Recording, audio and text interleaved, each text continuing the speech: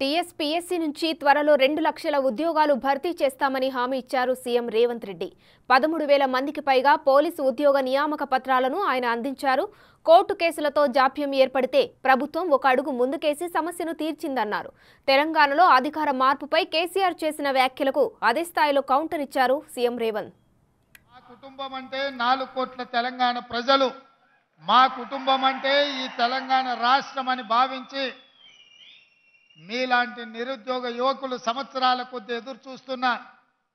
అది పోలీసు ఉద్యోగాలు కావచ్చు, ఎక్సైజ్ శాఖ కావచ్చు, లేకపోతే ఇతర వివిధ శాఖలలో ఉన్న ఖాళీలు పరీక్షలు రాసి ఎదురు చూసి నిరాశ నిస్పృహలకు లోనై ఆత్మహత్యలు చేసుకునే పరిస్థితుల నుంచి మిమ్మల్ని గట్టెక్కించాలని మీ మీదనే ఆశలు పెట్టుకొని కళ్ళల్లో ఒత్తులేసుకొని చూస్తున్న మీ తల్లిదండ్రులు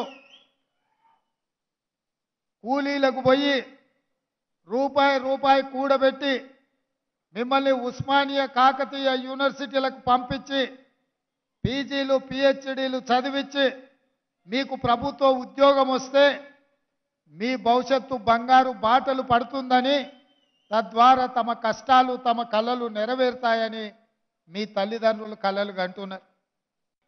ఆనాటి పాలకులు నిరుద్యోగ యువకుల యొక్క సమస్యలను పరిష్కరించాల్సింది పక్కన పెట్టి తమ కుటుంబం కోసం, తమ పదవుల కోసం, తమ సంపాదన కోసం తాపత్రయపడ్డారు తప్ప మీ సమస్యల్ని పరిష్కరించాలని ఆలోచన చేయలే.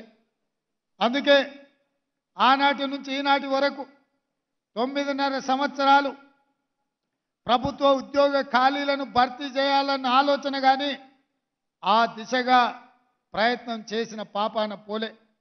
అందుకే మేము బాధ్యత తీసుకున్న ఎంబడే శాఖల వారీగా సమీక్షించి వివిధ న్యాయస్థానాలలో ఉన్న కేసులను అన్నిటిని పరిశీలించి ఆ కేసులన్నిటిని కూడా పరిష్కరించి కొంతమంది ఆవేదనతో లేదా కొంతమంది తమ అవగాహన ఆలోచనలతో న్యాయస్థానాల తలుపు తట్టినప్పుడు వాళ్ళకు ఒక నమ్మకాన్ని విశ్వాసాన్ని కల్పించి న్యాయస్థానాలలో మీ తరఫున కొట్లాడాల్సిన ప్రభుత్వాలు నిర్లక్ష్యం వహించడం వల్ల దాదాపుగా ఏప్రిల్ 2022లో మీ నోటిఫికేషన్ వస్తే దాదాపుగా 22 నెలలు మీ ఉద్యోగ నియామకాలు చేపట్టలేదు. అందుకే నేను అధికారులతో సమీక్షించి న్యాయపరమైన చిక్కులను తొలగించి ఈరోజు 13,445 ఉద్యోగాల ఖాళీలను భర్తీ చేయాలి. మా తమ్ముళ్ళు మా చెల్లెళ్ళ గుండెల్లో ఆనందం పొంగాలి, మీ కళ్ళల్లో వెలుగులు చూడాలి అని చెప్పి ఈరోజు ఈ కార్యక్రమాన్ని చేపట్టడం జరిగింది. ఆనాడే చెప్పిన రాబోయే 15 రోజుల్లో ఎవరు అడ్డుపడ్డా కేసీఆర్ హరీషు అరిసి గోల పెట్టినా అంగిలాగు చించుకున్నా తప్పకుండా మీ ఉద్యోగ నియామకాలు చేపడతాని ఆ రోజు మాట చెప్పిన 15 రోజులు కాదు కదా, 10 రోజులు తిరక్క ముందే 13,500 దాదాపు ఉద్యోగ నియామకాలు ఈరోజు ఇక్కడ చేపట్టడం ద్వారా మీ సంతోషంలో మీ ఆనందంలో భాగం పంచుకున్నాం.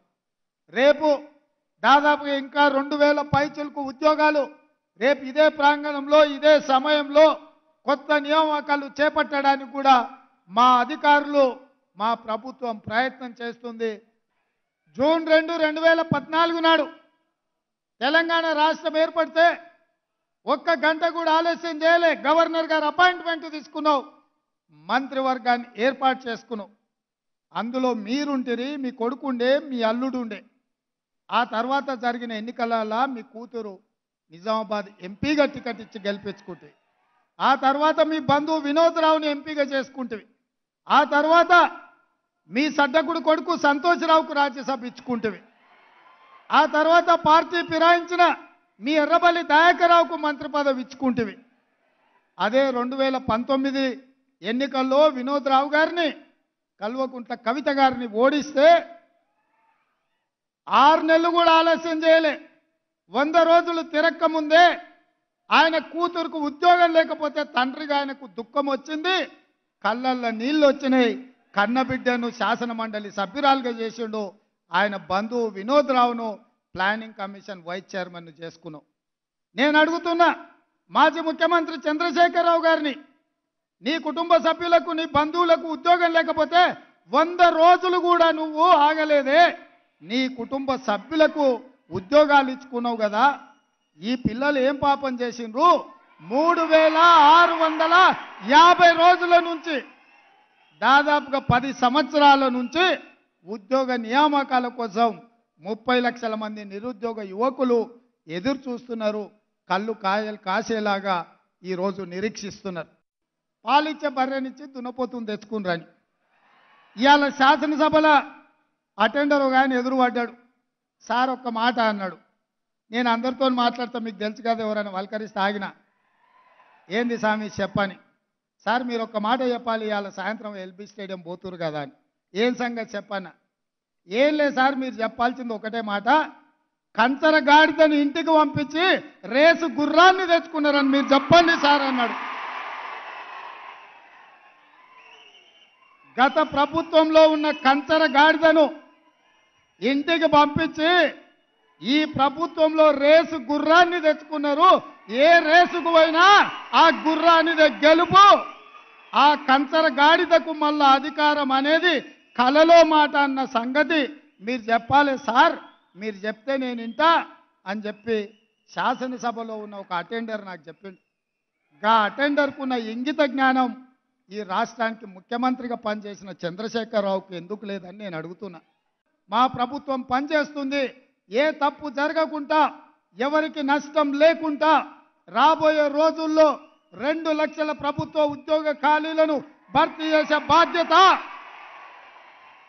తెలంగాణ పబ్లిక్ సర్వీస్ కమిషన్లో జరిగిన అక్రమాలను నిలువరించి ఆనాడు పోటీ పరీక్షల ప్రశ్న పత్రాలు జిరాక్స్ సెంటర్లలో పల్లి బఠానీలలాగా అమ్ముకుంటున్న కమిటీని అందరినీ రద్దు చేసి ఇంటికి పంపించి కొత్త కమిటీని, కొత్త చైర్మన్, కొత్త సభ్యులను నియమించినాం. అందుకే ఇవాళ గ్రూప్ 1 పరీక్షల్ని 10 ఏళ్లు నిర్వహించలేదు. ఈరోజు 567 గ్రూప్ 1 పరీక్షల్ని నిర్వహించడానికి మా ప్రభుత్వం మంజూరు చేసింది.